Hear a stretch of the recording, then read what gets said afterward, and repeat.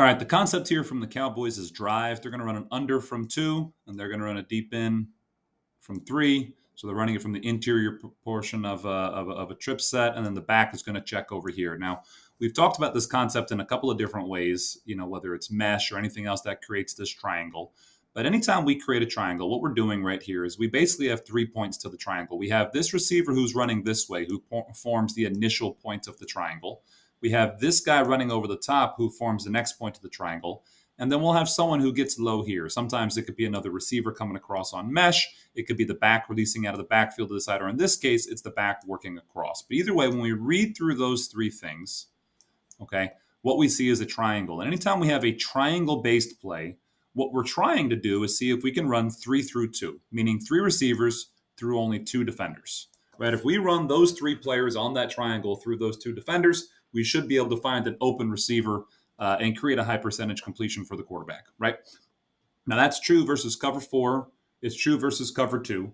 It's a different kind of concept versus cover 1 because we're trying to run runaway routes. But right now, we're actually getting cover 3, right? We're getting 3 with a lock. So he ends up in the middle, he ends up high, and he is locking to this side, right? We end up with a hole player and a match player to anything that would have been a vertical seam here, and he is the middle safety, right? So it ends up being 3 with a lock, and they're locking because the Cowboys are in trips to this side. Therefore, there's no number 2. He doesn't have to step off and give them access. He can come down and lock, right?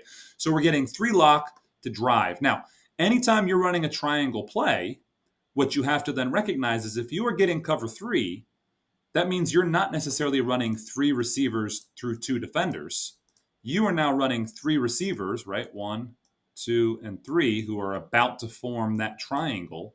You're actually running them through 4 defenders. You got the 2 low guys initially, but you've got this guy who's on the seam, and you've got this guy who's going to look to take anything coming across as well. Because in cover 3, you have a hook player to both sides, and you have a curl player to both sides, right? That's just kind of the generic nature of cover 3. Yes, you can run different forms of cover 3. You could have a match or a buzz variation. You can have a blitz variation of cover 3 where maybe you don't have the 4 defenders in the middle. But as a general rule, cover 3 does have the ability to put at least 3, if not 4, through that triangle, which means the triangle doesn't work so well. But what it does mean is that you now know you're getting access to the outside. So Dak Prescott does a great job here of recognizing post-snap and what is originally slightly muddy, saying, I know this is cover 3.